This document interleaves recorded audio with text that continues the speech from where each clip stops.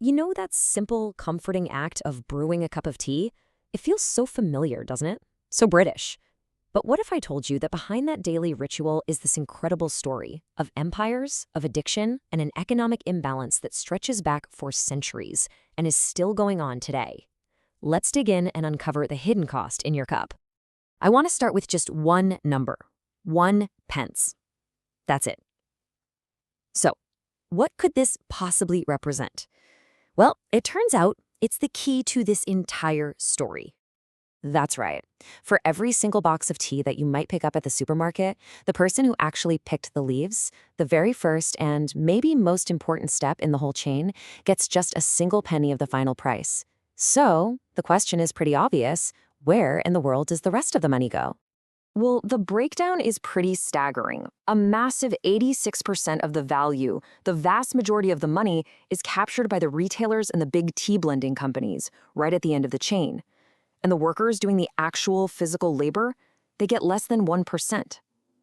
To really understand how a system this lopsided even came to be, we gotta go back in time. It all starts with a national obsession. Seriously, this is the story of how a simple leaf from China completely took over Britain. So when tea first showed up in Britain, it was just fantastically expensive. I mean, to put it in perspective, a single pound of tea could cost 10 times the weekly wage of a skilled worker. It was the ultimate status symbol, something only the absolute wealthiest could even dream of affording. And an entire culture just sprang up around it. Tea drinking wasn't just a drink. It became this highly sophisticated ritual for the aristocracy. It had its own etiquette, its own elaborate social gatherings, and it demanded these beautiful, often imported porcelain tea sets. It was a way for the rich to show everyone just how rich they were. But here's the thing. What started as a luxury for a tiny elite just exploded into a necessity for pretty much everyone. Today, people in Britain drink an astonishing 165 million cups of tea every single day. And this national obsession, it created a huge economic problem for the British Empire. Yep, there was a catch. And Britain's solution to that catch was, well, it was dark, to say the least. It involved a very powerful and very addictive drug. You see, Britain was buying millions and millions of pounds of tea from China every year. But China, which saw itself as this self-sufficient center of the world, they didn't really want any British goods. They wanted one thing, and one thing only: silver. This created this massive trade deficit, and it was literally draining the British treasury dry. So, the British came up with this really cynical but devastatingly effective triangular trade. Here's how it worked. First, they'd grow massive amounts of opium in their Indian colonies. Then, they'd smuggle it into China, where it was illegal, and sell it for silver. And finally, they'd use that exact same silver to buy all the tea they wanted to ship back home. And here's the really sneaky part. The East India Company, which was basically an arm of the British government, didn't want to get its hands dirty by directly breaking Chinese law. So, what did they do? They auctioned the opium off in India to private traders with, as one historian put it, no questions asked as to its final destination. It created this perfect layer of plausible deniability, all while they were knowingly fueling a massive drug crisis. Now, a system like this just couldn't last forever. China's government was, understandably, really alarmed by the soaring addiction rates in its country, and Britain's cavalier indifference to all the damage it was causing was setting the stage for a major, major conflict. You basically had two worldviews on a collision course. On one side, you had the British, who were feeling their new imperial power and believed they had a right to trade anything, anywhere. On the other side, you had the Chinese, with a long history as a dominant power, who saw these foreign traders as disruptive barbarians who should be kept at arm's length. There was just no middle ground. In 1839, the Chinese emperor appointed a guy named Lin Zexu to end this crisis.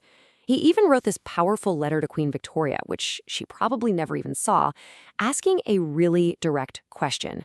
How could Britain, in good conscience, profit from selling a poisonous drug that was literally destroying the Chinese people? Commissioner Lind didn't just write letters, though. He took serious action. He blockaded British traders and seized and destroyed over 2.5 million pounds of opium. The British saw this as an attack on their property, an insult to their pride. The result? The First Opium War. And with its superior military technology, Britain won a swift, decisive victory, forcing China to open up its ports and pay them huge sums of money. And this historical power imbalance, the one established by force all those years ago just to fund a tea habit, well, it didn't just disappear.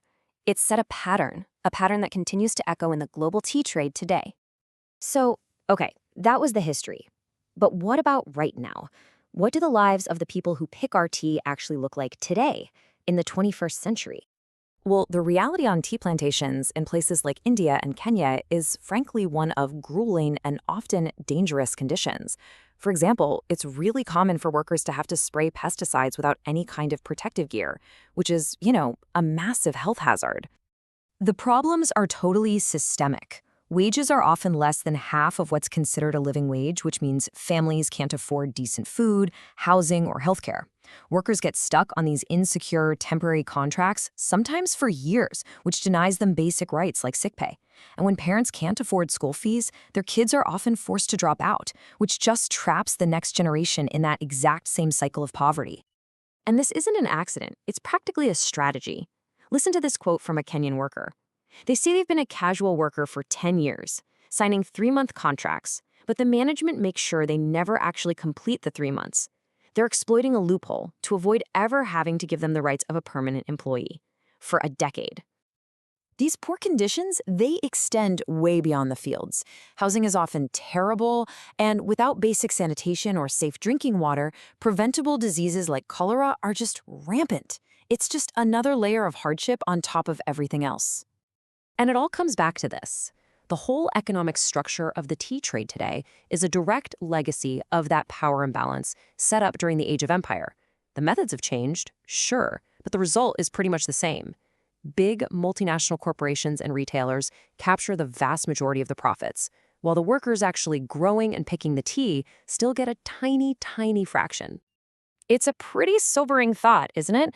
So the next time you brew a simple cup of tea, maybe just take a second and remember the complex history of power, profit, and people that's hiding right there inside it.